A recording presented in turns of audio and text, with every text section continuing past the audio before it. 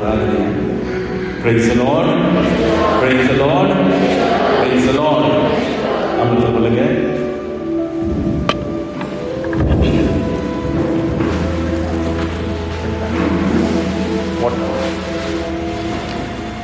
பாந்தவர்களே,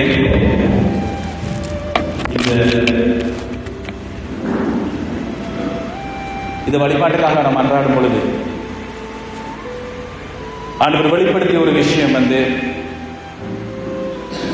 திருத்தூதர் பணிகள் 16வது அதிகாரம் 16வது வசனத்திலிருந்து நாங்கள் வாசிக்க போகிறோம். பைபிள் வச்சுருக்கவங்க எடுத்துக்கொள்ளுங்க, அல்லது நீங்கள் வீட்டை போயிட்டு இந்த பகுதியை நீங்கள் வாசித்து பார்க்கணும். இது பம்பை மடு மக்கள் பம்பை மடு பங்கு மக்களுக்காக ஆண்டவருடைய இறை வார்த்தை, இந்த இறைவனுடைய இரக்கம் நிறைந்த இந்த ஆலயத்தில்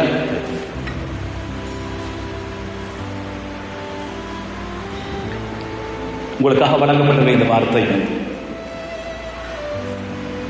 இந்த பகுதியினுடைய இந்த கண்டெக்ஸ்ட் என்னன்னு சொல்லி புரிஞ்சு கொள்ளணும். அப்பதான் எங்களுக்கு இதனால புரிந்து கொள்ளலாம்.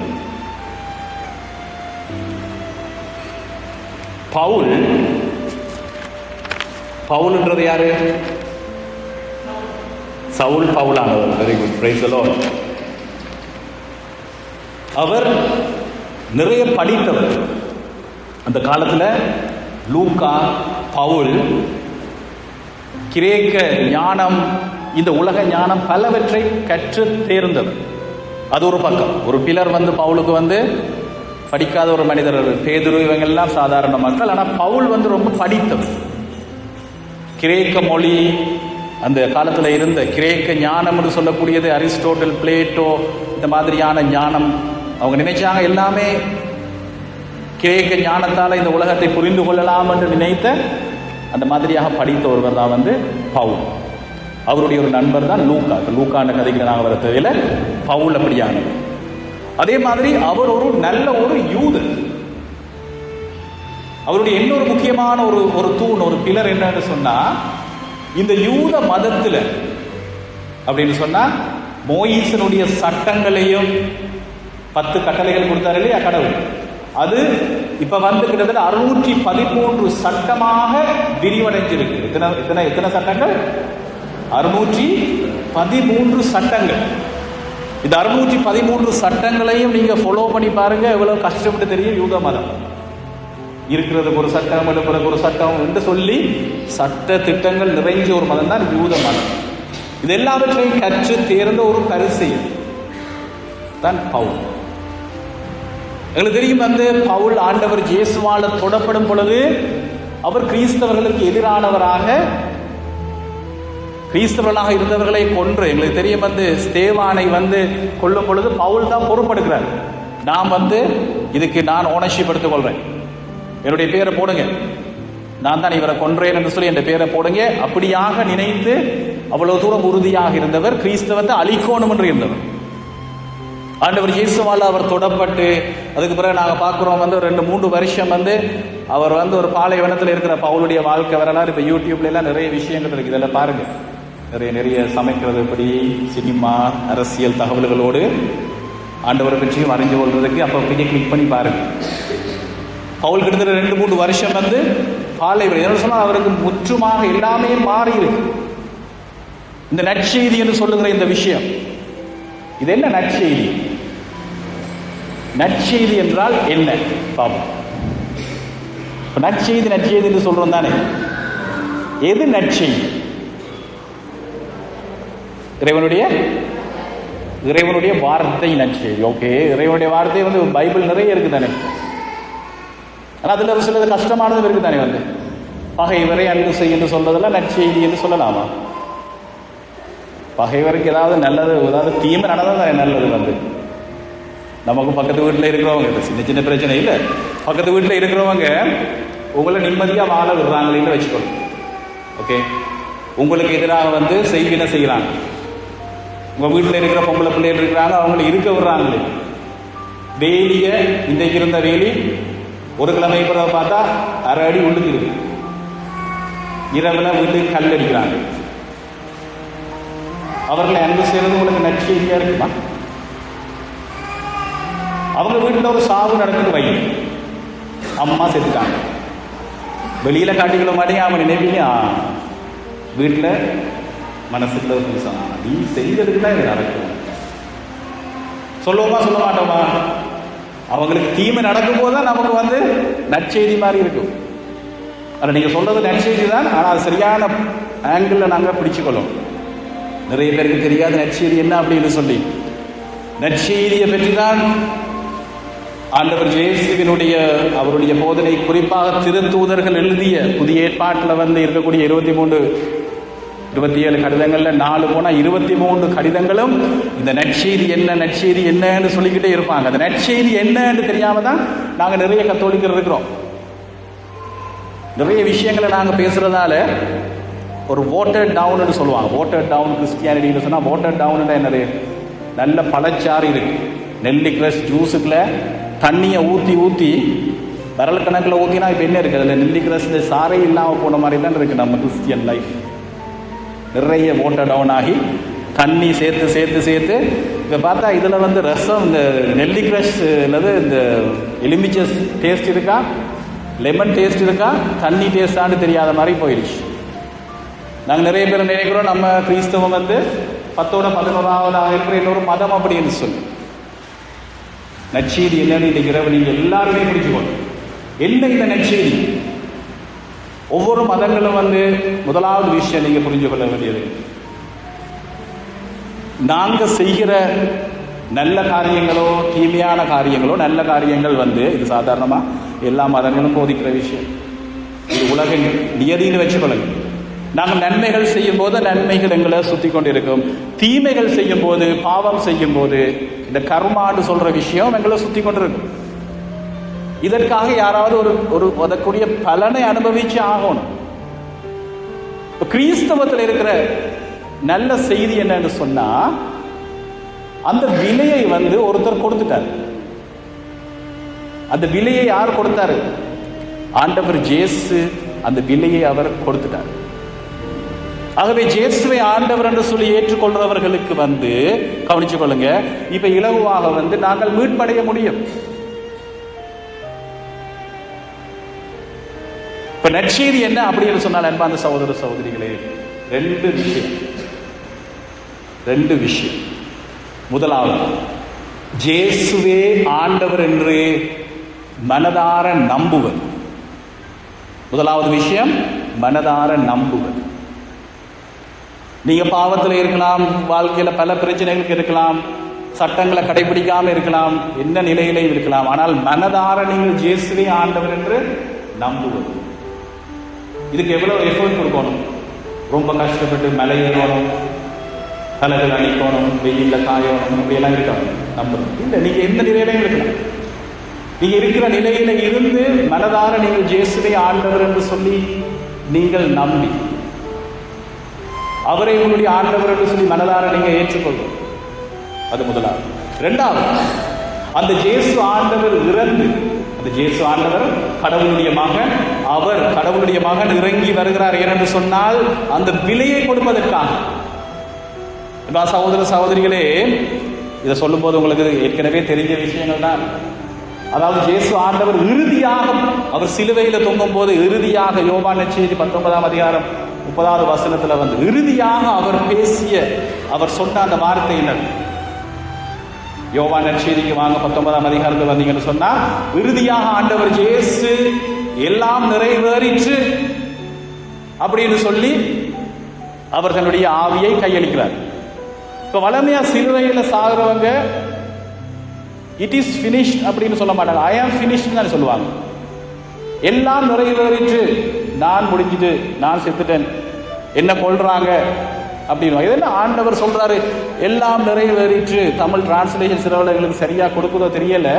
அதுல பயன்படுத்தப்பட்ட வார்த்தை, கிரேக்க வார்த்தை என்னன்னு சொன்னா, யோவான் நற்செய்தி எழுதும் போது அதுல பயன்படுத்துகிற வார்த்தை டெட்டலஸ்டை அப்படின்ற வார்த்தை. இந்த டெட்டலஸ்டை என்ற வார்த்தையின் அர்த்தம் என்னன்னு நீங்க பார்த்தீங்கன்னா உங்களுக்கு தெரியும், இந்த முழு விஷயம் உங்களுக்கு புரியும். அதாவது அன்பார்ந்தவர்களே, தூங்கினாலே கேளுங்க, ரொம்ப முக்கியமான விஷயம். இதைத்தான் நீங்க முக்கியமானது. மெத்த நேரங்களில் தூங்கினாலும் பரவாயில்ல, இந்த நேரத்தில் தூங்கக்கூடாது. டெட்டலஸ்டை அப்படின்னு சொன்னா இந்த வார்த்தையினுடைய அர்த்தம், அந்த காலத்துல வந்து ஒரு கடன் வாங்குறாங்க. ஓகே, கடன் வாங்குறாங்க. இது ஒரு காரணம், கடன் வாங்கி அந்த கடனை வந்து இவங்களுக்கு செலுத்த முடியாம போகுது. இப்ப கடனை செலுத்த முடியாம போகும்போது கடன் கொடுத்தவர் என்ன செய்வாருன்றா, போயிட்டு அவங்க வீட்டில் இருக்கிற சொத்துக்கள் எல்லாம் எடுத்துருவாங்க. இப்படிதான் அவங்களோட சட்டம் இருக்கு. அவங்களோட வீட்டில் இருக்கிற சொத்துக்கள் எல்லாம் எடுத்துருவாங்க. எடுத்துட்டு பார்ப்பாங்க, எண்ணம் போதா. அதுக்கப்புறம் அந்த காலத்துல வந்து ஆக்களையும் அடிமைகள் ஆக்கலாம். அப்ப அவங்க வீட்டில் இருக்கக்கூடிய மனைவி, பிள்ளைகள், இவங்க எல்லாரையும் அடிமைகளாக கடன் கொடுத்தவர் எடுத்துட்டு போயிடுவார். யார் எடுத்துட்டு போயிடுவாரு? கடன் கொடுத்தவர் எடுத்துட்டு போயிடுவார். எடுத்துட்டு போய் சாப்பாடு கொடுத்து வளர்க்க மாட்டாரு. அவங்களை அபியூஸ் பண்ணிடுவாங்க, அவங்களை இல்லாம ஆக்கிடுவாங்க. இவரை மட்டும் வெளியில விடுவாங்க. யாரு? வீட்டு தலைவரை மட்டும் வெளியில விடுவாங்க. என்ன செய்யணும்? அவர் போய் கஷ்டப்பட்டு எங்கேயாவது சம்பாதிச்சு அந்த பணத்தை கொண்டு திருப்பி கொடுக்கணும். அப்படி கொடுக்கிறது பல இடங்கள்ல நடக்காது. அப்படி எப்பயாவது கொடுத்தாங்கன்னு சொன்னா அதுக்குள்ள வரும்போது இங்க எல்லாரையும் அபியூஸ் முடிஞ்சிடும். அப்படி அவங்க பணத்தை திருப்பி கொடுக்கும் போது அந்த பத்திரத்துல ஒரு வார்த்தை எழுதுவாங்க, டெட்டலஸ்டாய்னு சொல்லி எழுதி சீல் பண்ணுவாங்க. Praise the Lord, praise the Lord, praise the Lord. டெட்டலஸ்டாய் அப்படின்னு சொன்னா இட் இஸ் பெய்டு, கணக்கு தீர்த்தாகி விட்டது. எந்த கணக்கு? அன்றைக்கு ஏதேன் தோட்டத்தில் வந்து தொடங்கப்பட்ட அந்த கணக்கு, அந்த பாவ கணக்காக இருக்கலாம், சாப கணக்காக இருக்கலாம், எல்லாவற்றுக்குமான கணக்கு தீர்த்தாகி விட்டது. ஆகவேதான் ஆண்டவர் இயேசு கடைசியாக சிலுவையில வந்து இந்த பாடுகள் எல்லாம் பட்டு ரத்தம் சிந்தப்பட வேண்டி இருந்தது. நாங்க செய்கிற காரியங்களுக்கு யாராவது ஒருவர் வந்து கர்ம வினை பயனை அனுபவிச்சு ஆகணும். எல்லா மதங்களும் சொல்லும் போது நீ பட்டதை மட்டும் சுத்திக்கிட்டே இருக்கணும். அல்ல, கிறிஸ்தவம் சொல்லுகிற அந்த விடுதலை நன்றி என்ன? நமக்காக அவர் ஏற்கனவே கடன் செலுத்திட்டாரு.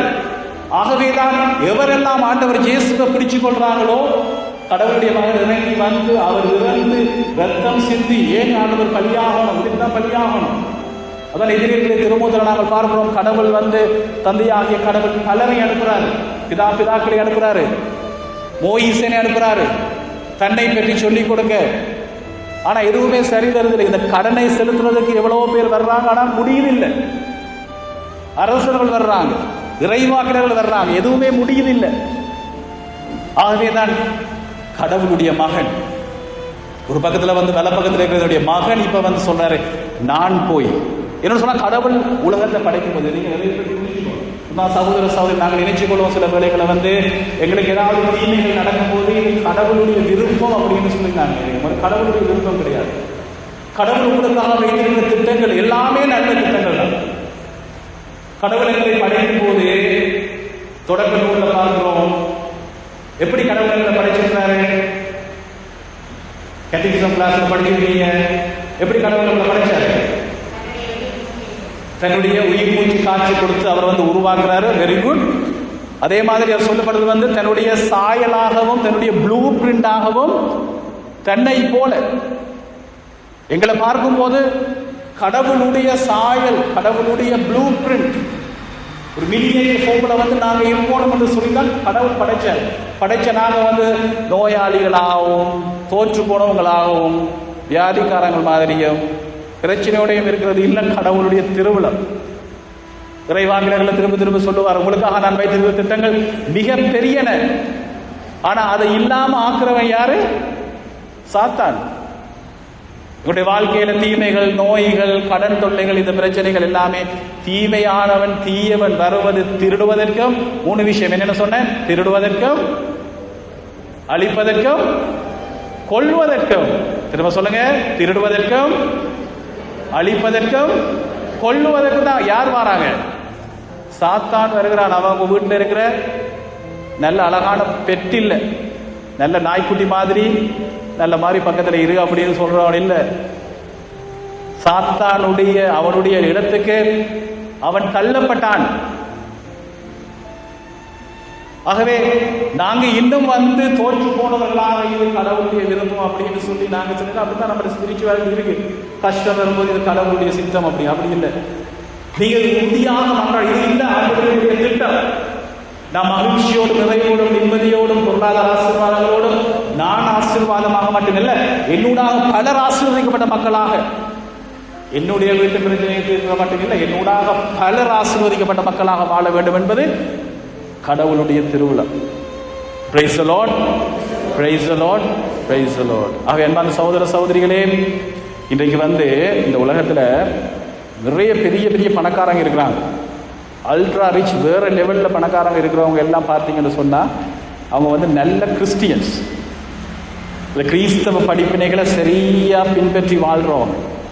இந்த நற்செய்தி என்ன அப்படின்னு சொன்னால் திரும்ப சொல்லுங்க, நற்செய்தி என்னது?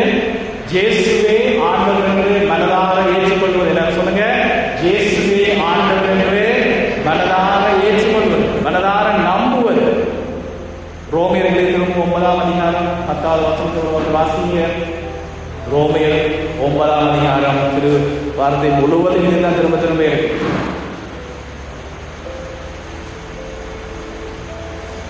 ரோமியர்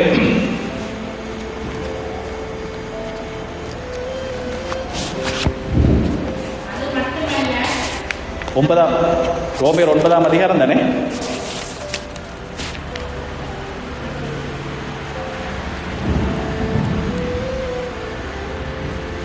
வாரன் ரோமியர்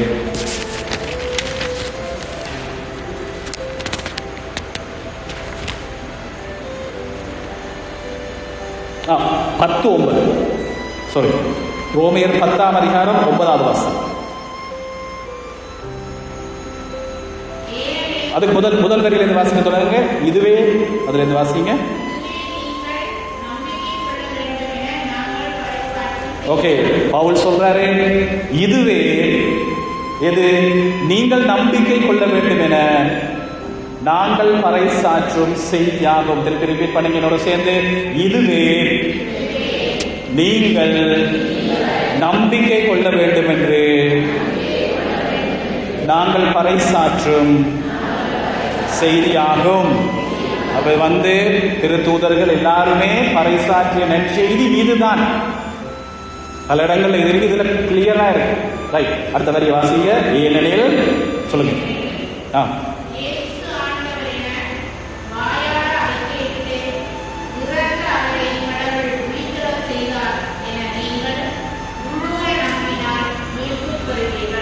அவ்வளவுதான், அவ்வளவுதான் நற்செய்தி. உங்களோட வாழ்க்கையை மாற்றணும் என்று சொன்னால் நீங்க செய்ய வேண்டியது இதுதான். மற்ற விஷயம் எல்லாம் மைண்ட்ல விடும்.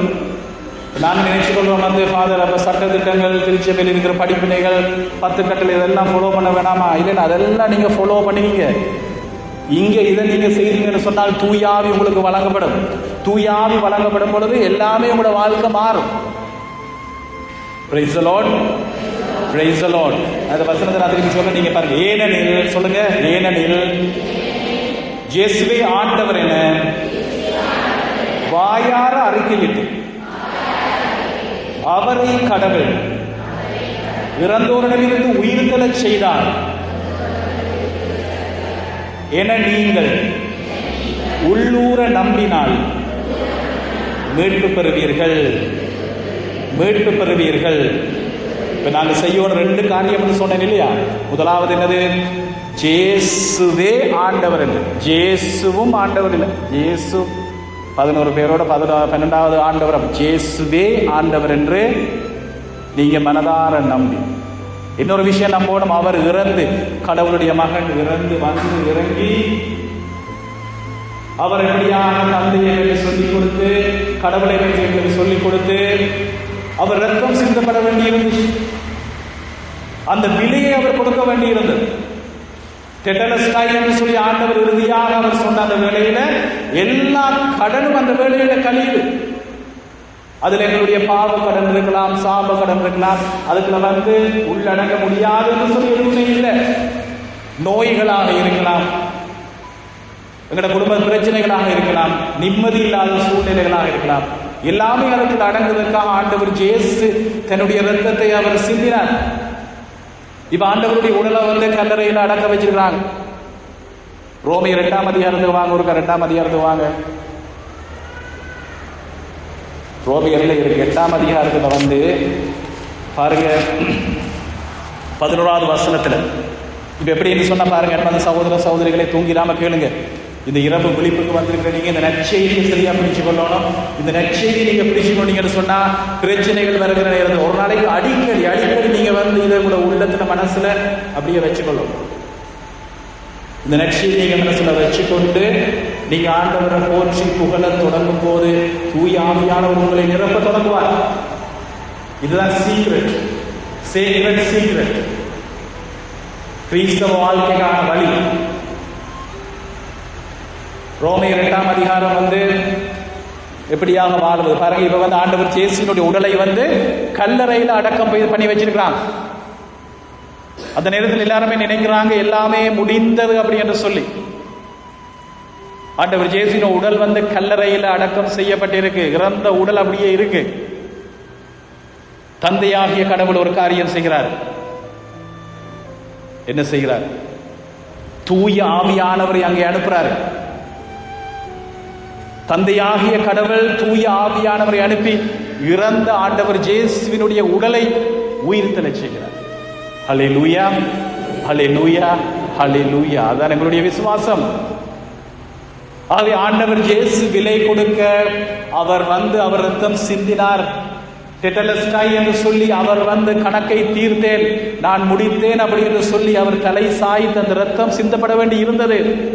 யார் ரத்தம் சிந்தினாலும் அது சரி வராது. யாராலையும் கணக்கை கொடுக்க முடியாது. அருள் நிலையை இழந்துட்டோம் நாங்க. ஏதேன் தோட்ட ஒரு கதை. ஆனா அதுல என்ன அர்த்தம் என்று சொன்னா, கடவுள் எங்களை படைக்கும் போது, மனிதர்கள் எங்களை படைக்கும் போது கடவுளோடு அந்த அருள் நிலையில இருக்க வேண்டும், அந்த உறவுல இருக்கணும் என்று சொல்லி விரும்பினார். ஆனால் சாத்தான் அந்த அருள் நிலையை அப்படியே திருடி எடுத்துட்டான். ஆனால் அதை அப்படியே விட்டுடலாம். பிறக்கிறவங்க எல்லாரும் போய் பாதாளத்திலே விழுந்துகிட்டு இருக்கிறாங்க. ஜெனரேஷனா வரலாறு அப்படியே போய் எல்லாரும் பாதாளத்துக்குள்ளேயே விழுந்துகிட்டு இருக்கிறாங்க. தூய ஆவியானவர் எல்லாருக்கும் வழங்கப்பட்டிருக்கல. தூய ஆவியானவர் இருப்பது தான் அருள் நிலையில இருப்பது. அந்த மாதிரி தான் கடவுளை உருவாக்கும் போது அதான் கடவுளுடைய திட்டம். இந்த ப்ளூ பிரிண்ட் சொல்றது கடவுளுடைய சாயலாக ஒரு சின்ன ஒரு ப்ளூ பிரிண்ட் சொன்னா இந்த ஒரு கட்டடம் இதுதான் வரப்போகுது. இந்த மாதிரி இருக்கும். அழகா மகிழ்ச்சியா நிறைவோடு நிம்மதியோடு கடவுளுடைய சுபாவமாக இருக்கும். தன்னுடைய சுபாவமாக இமேஜ் லைட்னஸ் தூய ஆவியால நிறைந்து இருக்கணும். கடவுளுடைய திருவுள்ளம்.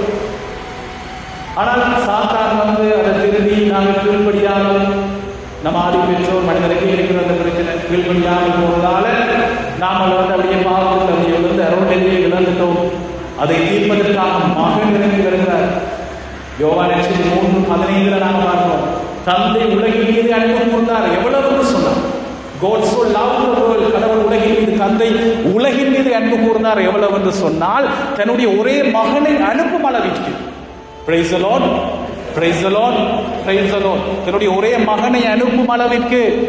விட்டுருக்கலாம் அப்படி எல்லாரும் ஓகே போய் அப்படி அலைஞ்சு போங்க அப்படின்னு சொல்லி. அப்படி இல்லை. மறுபடியும் என்னுடைய பிள்ளைகள், இந்த பிள்ளைகளோடு என்னுடைய நண்பர்கள் என்னோடு நான் உறவு கொள்ள வேண்டும் என்று சொல்லி மகனை அனுப்பி இந்த கர்ம வினை பயன்ல இப்படியே நாம அழிச்சுக்கிட்டே இருக்கிறோம், போய்கிட்டே இருக்கிறோம். சட்டங்கள் எங்களை மீட்குதில்லை. மோயிசன் மூலமாக சட்டத்தை கொடுத்தாரு, பல விஷயங்களை கொடுத்தாரு, ஆனால் எதுவுமே மீட்குதில்லை. இந்த யூத மதம் ஃபெயிலியரா போச்சு, அதை மீட்குதில்லை. ஆகவே தான் கடவுளுடைய மகன் இறங்கி அந்த பலியை கொடுத்து, அந்த இரத்தத்தை சிந்தி, அந்த விலையை கொடுத்து அவருடைய உடல் கல்லறையில் அடக்கம் பண்ணப்பட்டிருக்கு. தந்தை தன்னுடைய ஆவியை 3வது நாள் அனுப்புறாரு. தூய ஆவியானவர் புகுந்தவுடன் ஆண்டவர் இயேசு மறுபடியும் உயிர்த்து, ரெசரெக்டட் கிரைஸ்ட் உயிர்த்து வருகிறார். ஆண்டவர் இயேசு சொல்றாரு, என்ன சொல்றாரு? அவர் தான் வெளிப்படுத்துறார் பல விஷயம். இதெல்லாம் உங்களுக்கு தெரியாது. இது எப்படி ஃபாதர் உங்களுக்கு தெரியும்னு சொன்னா, எங்களுக்கு மகன் சொல்லி கொடுத்தால்தான் தெரியும். தந்தை யார் என்று சொல்லி எங்களுக்கு முதல்ல தெரியாது.